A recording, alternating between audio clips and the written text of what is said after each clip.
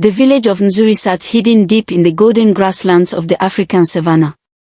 It was a place of tradition, where the elders spoke of spirits older than time, where the wind carried the whispers of ancestors, and where the serpent spirit watched over them all.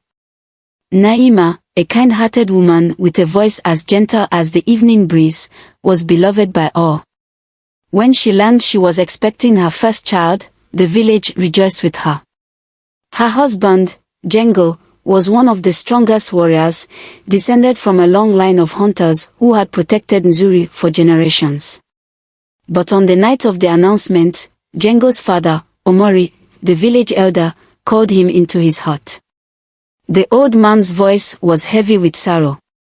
"Our bloodline carries a curse," Omori warned. "A child born under the eclipse is marked by the serpent spirit. Such a child will bring either salvation or destruction." Django clenched his fist. "It is only a tale, father.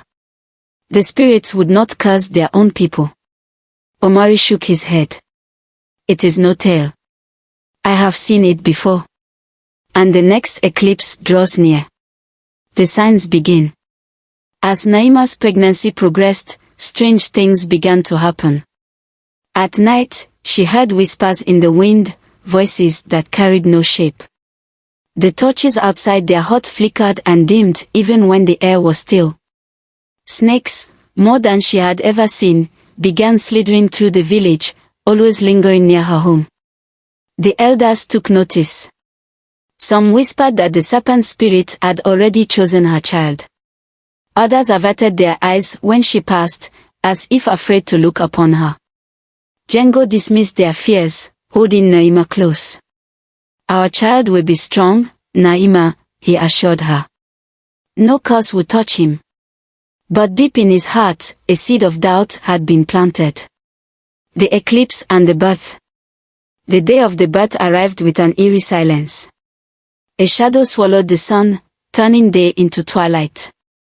The people of Nzuri gathered outside, watching the sky darken. Children clung to their mothers, while elders muttered prayers. The serpent spirit had awakened.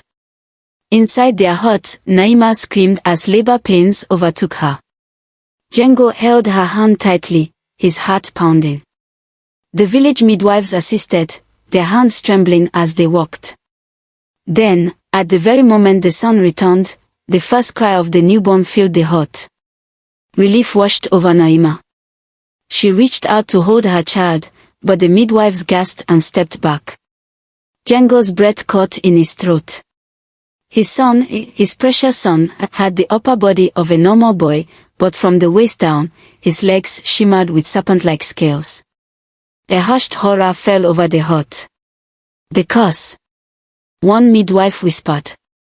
Django lifted his son, cradling him protectively. "No. He is my child.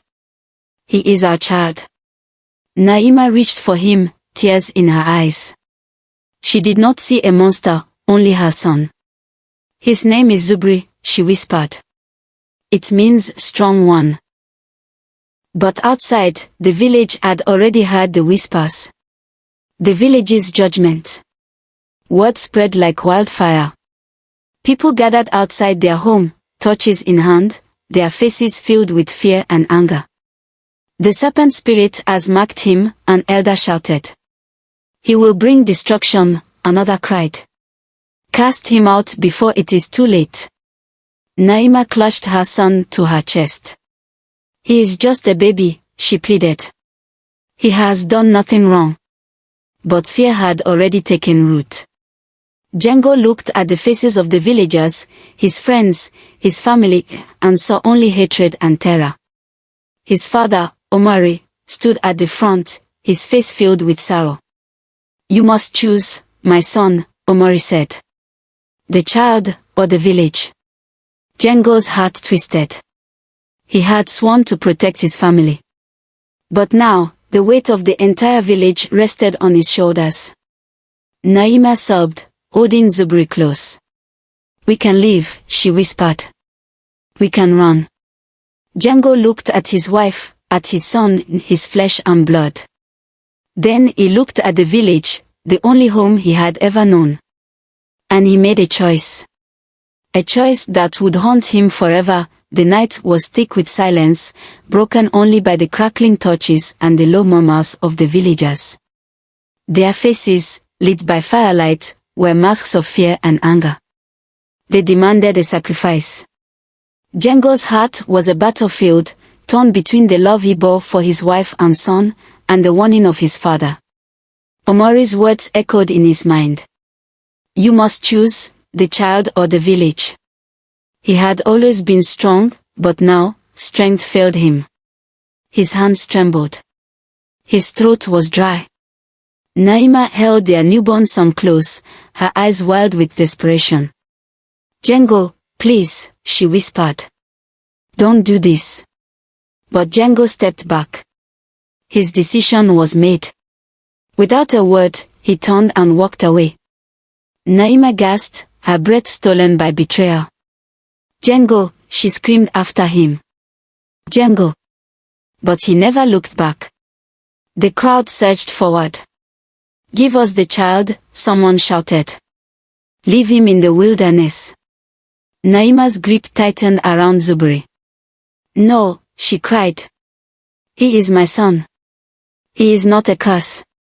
The villagers pressed closer, hands reaching, voices rising in fury. Then, Naima ran. She ran faster than she ever had before, clutching her son, her heart pounding with terror. Behind her, the villagers roared in anger, but she did not stop. She would never stop. She vanished into the shadows of the deep forest, where no one dared follow. Life in exile. The jungle swallowed her whole. The thick canopy above blocked the sun, casting eerie shadows over the world. Twisting vines hung like ropes, and the calls of unseen creatures echoed through the trees. Naima's feet ached, her body weak from exhaustion, but she did not slow down. Only when the shouts of the villagers faded completely did she collapse by a riverbank, cradling her son in shaking arms. She had lost everything. Her home. Her people. Her husband. But she still had Zubri. And she would protect him. Days turned to weeks, then months. Naima found shelter in a cave hidden behind a waterfall, a place untouched by humans. She learned to survive on roots, berries, and fish caught from the river. At night, she whispered lullabies to Zubri, telling him stories of the great warriors and wise spirits of old. But as he grew, it became clear he was not like other children. His legs remained covered in shimmering serpent-like scales, but that was not all. His skin resisted the bites of insects and venomous creatures. Snakes did not flee from him, instead, they gathered, watching him with unblinking eyes. Then, one evening, Naima saw something that sent shivers down her spine. A massive black cobra slithered toward them. She gasped, reaching for a stone to defend herself, but before she could strike, Zubri reached out. The cobra stopped. Then, in a slow, deliberate motion, it bowed its head. Zubri giggled and touched the snake's smooth scales. The serpent coiled around him protectively, as though he were one of its own. Naima's breath caught in her throat. Her son could communicate with snakes. The whisper of the serpent spirit. Years passed. Zubri grew into a strong, curious boy, his eyes filled with questions he could not yet voice. The jungle was his home, but he was drawn to something deeper. Mother, he asked one day, why do I dream of a great serpent with golden eyes? Naima stiffened. What do you mean? She asked carefully. In my dreams, it speaks to me, Zubri said. It calls me to the heart of the jungle. A chill ran through Naima's bones. The serpent spirit, the same being the village had feared, was calling her son. But why? She wanted to protect him from the truth, but how could she? Zubri was different. His blood carried something ancient. Something powerful. And the spirits knew it. The village is suffering. Meanwhile, back in Zuri, tragedy struck. A neighboring warlord had set his sights on the village, launching ruthless attacks. Warriors were slain. Livestock stolen. Homes burned. The people, once proud and strong, now lived in fear. Some began to whisper among themselves. This all began when we cast out the serpent child. Perhaps we have angered the spirits. Even Omari, the village elder, felt doubt creep into his heart. Had they made a mistake? Had the cause they feared been their only salvation? And yet, it was too late. The boy was gone. And no one knew if he would ever return. The path of destiny. One fateful night, a terrible storm swept through the jungle. Rain pounded the earth, and the wind howled like a wounded beast. Inside the cave, Naima shivered violently. Her skin was hot to the touch, her breath labored. "Mother!" Zubri's voice trembled. He touched her forehead and felt the burning heat. She was sick, terribly sick. Fear gripped his young heart. He had to find help. But where? Then, through the pounding rain, a whisper slithered into his mind. "Come, child." He turned sharply. Through the darkness, a pair of golden eyes gleamed in the distance. The serpent spirit was calling him. Zubri hesitated only for a moment. Then, with one final glance at his mother, he ran into the heart of the jungle, toward his destiny. The jungle whispered his name. Zubri ran through the rain-soaked trees, his heart pounding in his chest. His mother was dying, and he had no one to turn to except for the voice that called him, the golden eyes that watched him from the shadows. Thunder rumbled above as he pushed forward, guided by something unseen. The whispers of the wind grew stronger, and then, through the mist and vines, he saw it. The temple of the forgotten serpent. A towering ruin, swallowed by time and nature, its stone walls cracked and covered in twisting vines. The heads of ancient serpents lined the entrance, their eyes carved from faded gemstones. The air was thick with power. Zubri hesitated for only a moment before stepping inside. The healer in the shadows. The temple was silent except for the steady drip of water from the ceiling. Strange carvings lined the walls, images of serpents coiled around warriors, of men and beasts standing as one. Then, a voice broke the silence. "You have come, child of scales." Zubri turned sharply. An old woman stepped from the shadows, her eyes sharp with knowing. She was wrapped in a cloak of woven leaves, her skin marked with faded symbols of power. "I am Mama Nia," she said. "I have waited for you." Zubri blinked. You know me." She smiled. "I know what you are. You are not a curse, young one. You are a bridge between worlds." Zubri clenched his fist. "I don't care about that. My mother is dying. I need to save her." Mama Nia nodded. "Then you must prove yourself to the serpent spirit. Only by passing its trials will you earn the knowledge and power you seek." Zubri swallowed hard. "What do I have to do?" She gestured toward the center of the temple, where a stone altar stood. 3 trials await you. If you succeed, you will learn the truth of who you are." Zubri took a deep breath. He had no choice. For his mother, he would face anything. The first trial, the test of fear. Mama Nia led Zubri to a dark chamber within the temple. The walls were lined with torches, their flames flickering dimly. At the center of the room lay a massive python, its scales glistening in the firelight. Zubri froze. The snake was enormous, its body thicker than his own torso. Its golden eyes locked onto his, unblinking. "The test of fear," Mama Nia said. "Most men run when they see such a beast. But you must not run. You must prove that fear does not rule you." The python hissed, its body shifting ever so slightly. Zubri's hands trembled. He could feel his heartbeat in his ears. His legs screamed at him to flee. But then, deep within him, something stirred. The jungle had never feared him. The snakes had always watched him, but they had never harmed him. He was part of them. Slowly, carefully, he stepped forward. The python coiled, ready to strike. Zubri knelt and placed his hand on the ground, lowering his head in respect. The python hesitated. Then, in a slow, deliberate motion, it slithered forward and wrapped around him, not to harm him, but to embrace him. Zubri exhaled shakily. He had done it. Mama Nia nodded in approval. You have conquered fear. Now, face the wisdom of the jungle. The second trial, the test of wisdom. Mama Nia led Zubri to a small, open grove deep within the ruins. Somewhere in this jungle, she said, there is a plant that will cure your mother's sickness. But it hides itself well. You must listen, not with your ears, but with your soul. The jungle will tell you where to find it. Zubri furrowed his brow.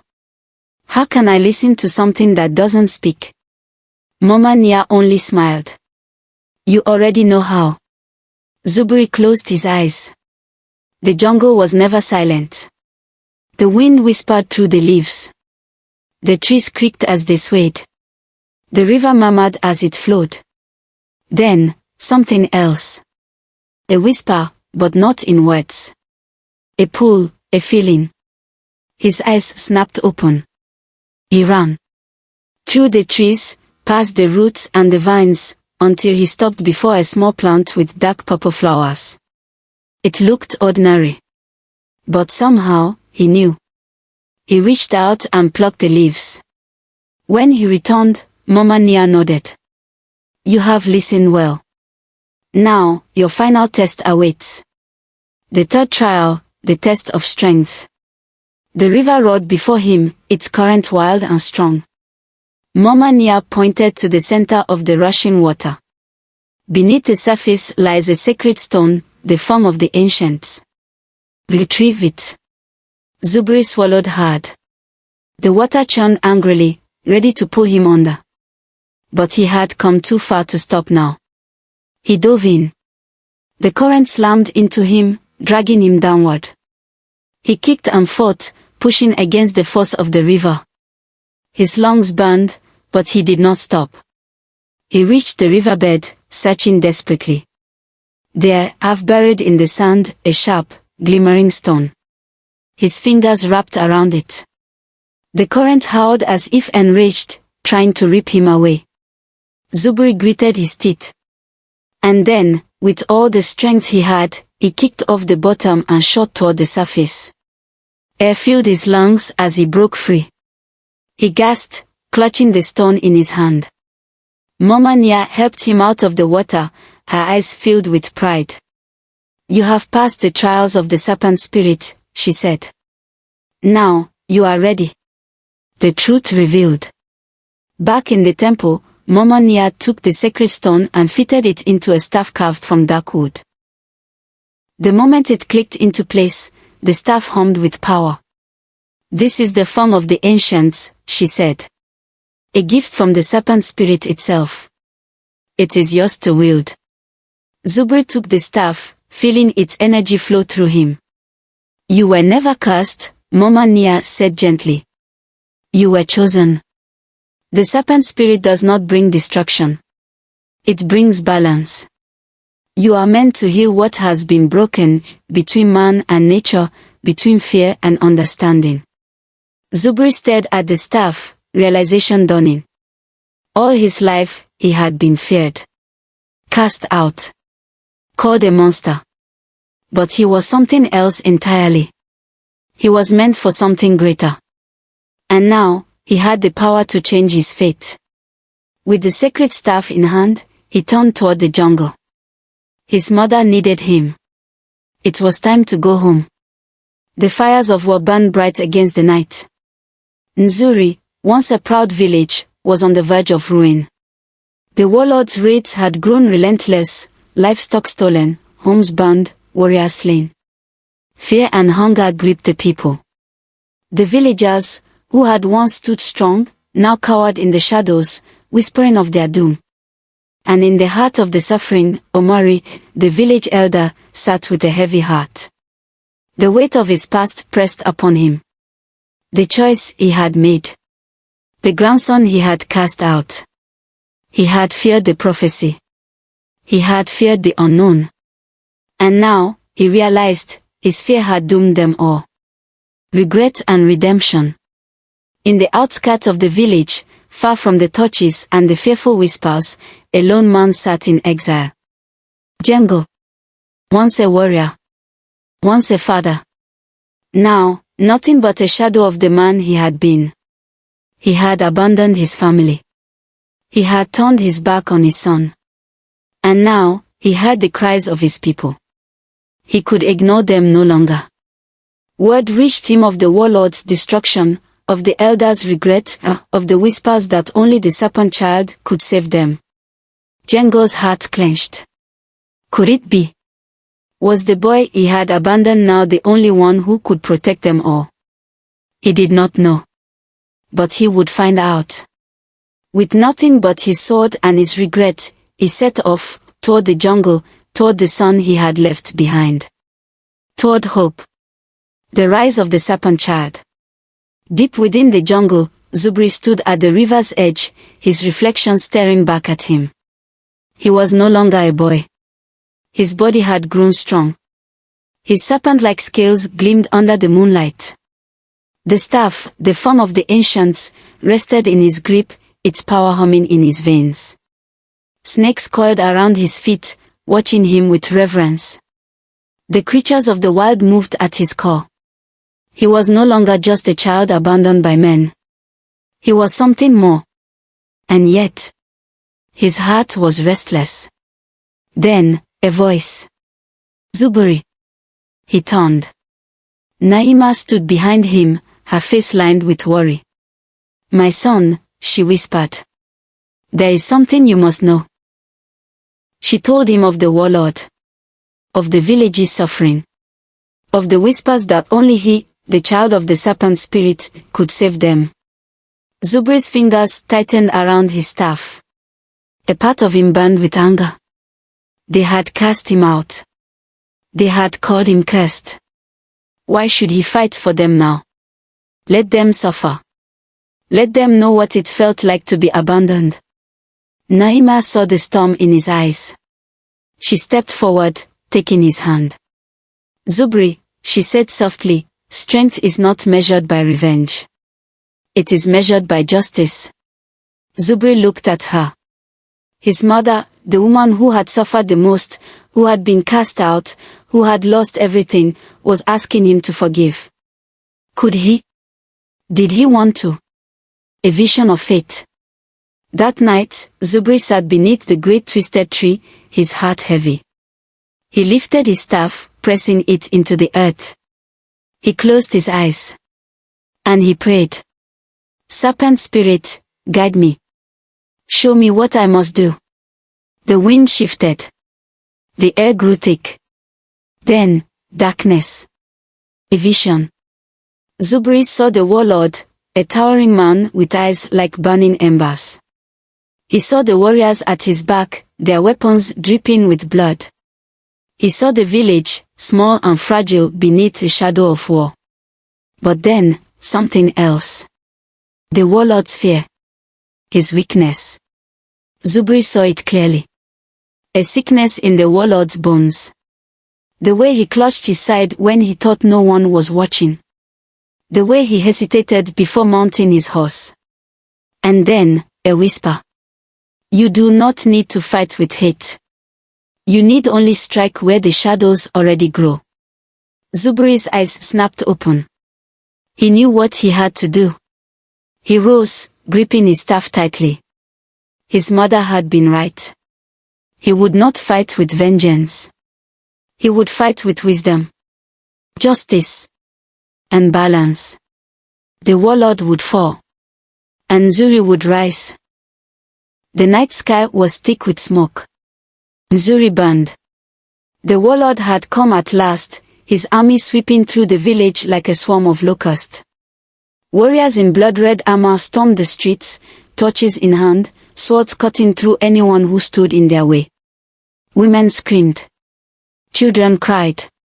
The villagers, weak and weary from months of suffering, clutched their weapons, but their hands trembled. There was no hope. The warlord sat atop his massive black horse, his face carved from stone.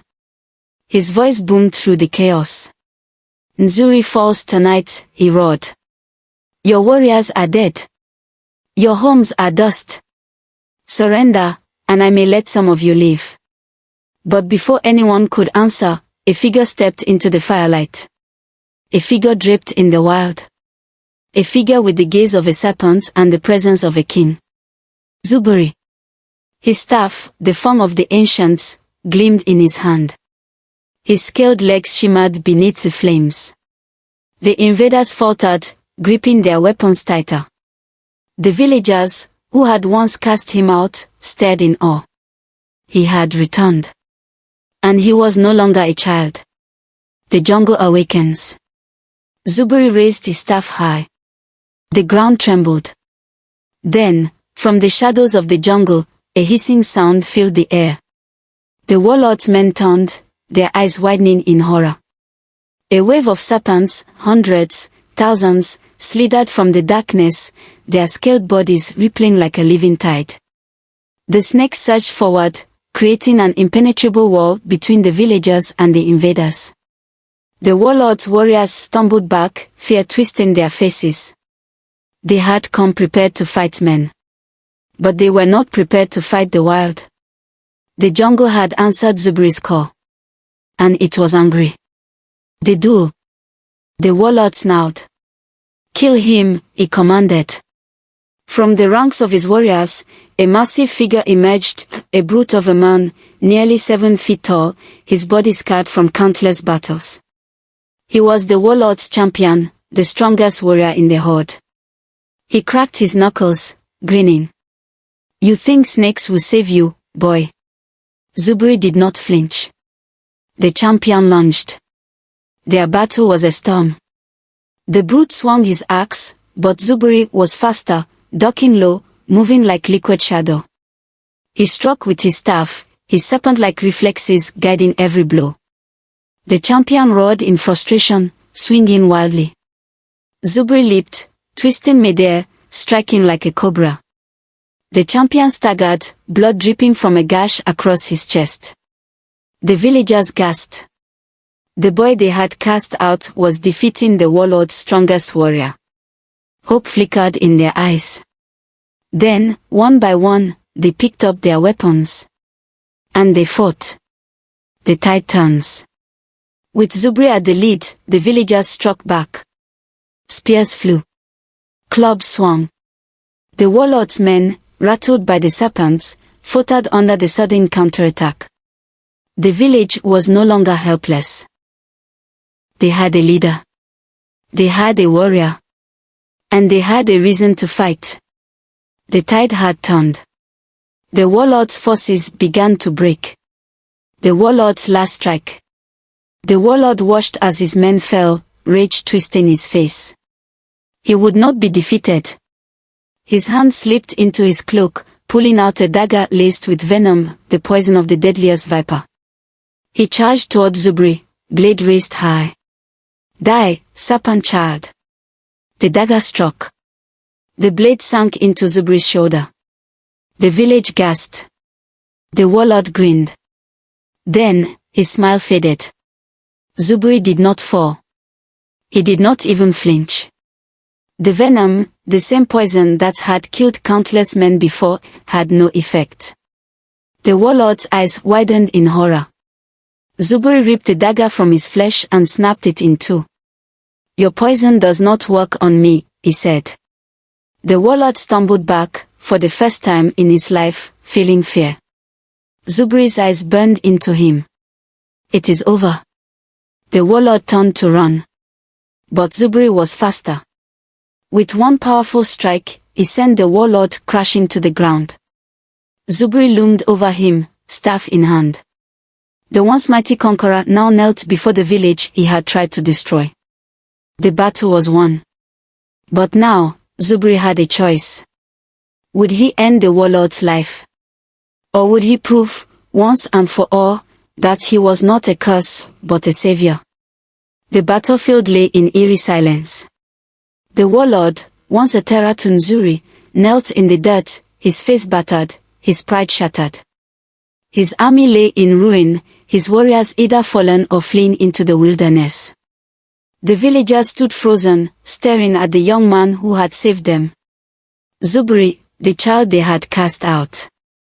He stood tall, his staff planted firmly in the earth, the golden serpent stone at its tip glowing softly. His serpent-like scales shimmered under the firelight, his gaze unreadable. The people who had once called him a curse now looked at him with awe, with reverence, some even with shame. Then, one by one, they fell to their knees. "You saved us," someone whispered. "He is the protector of Nzuri," another voice murmured. "The serpent guardian." Zubri said nothing. His eyes swept across the crowd, landing on the village elder, Omori. The old man stepped forward, leaning heavily on his staff. His once proud shoulders sagged, his face lined with deep regret. "Zubri," he said, voice trembling. "I was wrong." A hush fell over the villagers. Omori knelt before the boy he had abandoned. "The prophecy. I feared it. I feared you. But I see now, I was blind. You were never meant to destroy us. You were meant to save us." Tears glistened in the elder's aged eyes. "Stay, Zubri. Lead us. Protect us. Let us make right what we have done." The villagers murmured in agreement, hope flickering in their voices. Nzuri needed him. Would he stay? A father's regret. Before Zubri could answer, another voice cut through the silence. "Son." The crowd parted. "Django." He stood with his hands at his sides, his face aged with sorrow, his once powerful frame weighed down by guilt. For years, he had lived in exile, tormented by his choices. And now, he stood before his son, the son he had abandoned. "I have no right to ask for forgiveness," Django admitted. "I made a coward's choice. I left you and your mother when you needed me most." His voice wavered. "I was afraid, Zubri. Afraid of what you were, afraid of what the village would do. But now I see, you were never the one to be feared." "I was." Django's gaze was raw with regret. "But I am here now," he said. "If you will have me, I wish to stand beside you." Zubri looked into his father's eyes. The same eyes he had once trusted. The same eyes that had turned away from him. "You left me when I was weak," Zubri said quietly. Django flinched. "Now that I am strong," Zubri continued, his voice steady, "you want to stand beside me." The words cut deeper than any blade. Django lowered his head. There was no forgiveness in Zubri's voice. But there was no hatred either. Only truth. A different path. Zubri turned away from his father, from the kneeling villagers, from the elders' pleading gaze. "I have seen what fear does," he said, his voice carrying through the silence. "I have seen what hatred creates. You feared me when I was a child. And now, you honor me because I have power." His grip tightened around his staff. "But I did not fight for your forgiveness." He turned to his mother. "I fought for her." Naima's eyes glistened with tears. She had never doubted him. Never abandoned him. He reached for her hand, pressing it gently in his own. "You are my home, mother," he whispered. She smiled through her tears. "Then stay, my son," she whispered. "Stay with me." Zubri's heart ached. But his path was no longer here. He touched her cheek gently. "I will always return. But the world needs me more than this village does." Naima nodded, though sorrow filled her gaze. She had always known. Her son was never meant to belong to one place. He belonged to the wild. He belonged to legend. The serpent guardian. Without another word, Zubri turned and walked away. Past the broken warlord. Past his kneeling father. Past the people who had once cast him out. He stepped into the jungle, his presence swallowed by the trees, his staff glowing faintly in the darkness. The villagers watched in silence, their breaths held. No one stopped him. No one dared. He was no longer Zubri, the cursed child. He was Zubri, the serpent guardian. His name would travel across the land, whispered in awe, in fear, in wonder. Some would say he roamed the jungles, protecting the innocent from those who sought to harm them. Others would whisper that he was no longer fully human, that he had become something more. Yet, in the quiet of the night, when the wind rustled the trees and the torches burned low, the people of Nzuri would sometimes hear a sound. A soft hissing. A whisper. A reminder that the one they once rejected had become their greatest protector. The end.